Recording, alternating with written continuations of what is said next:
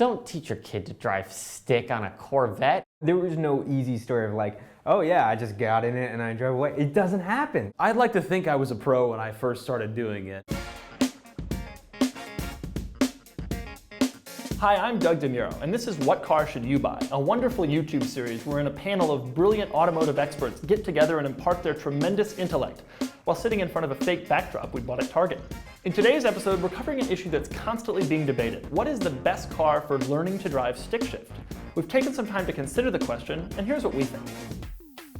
I learned how to drive stick on a 1984 Volvo 240 DL 5-speed. Well, it was 4-speed with 5th gear overdrive. It was terrible, which is what made it good for learning how to drive stick on. I learned to drive stick on a 94 Passat station wagon.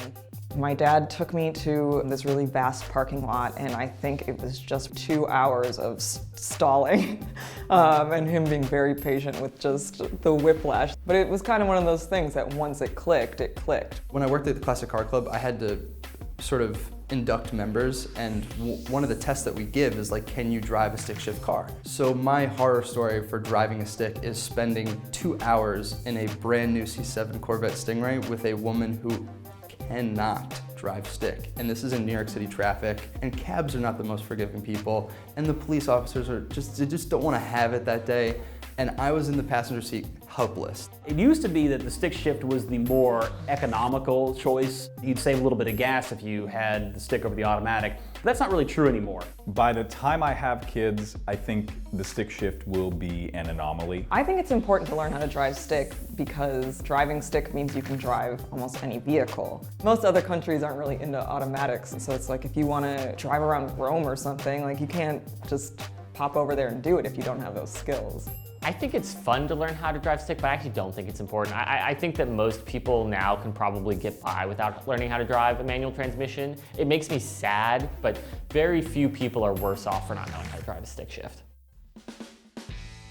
If you're setting out to learn to drive stick and you have a choice in vehicles, I think you should pick the easiest, most user-friendly vehicle you can find. There is such a learning curve with driving stick, and you don't want that enthusiasm sapped away by a finicky vehicle with a really touchy clutch. You should definitely learn on something hard. Always. Always start from the worst.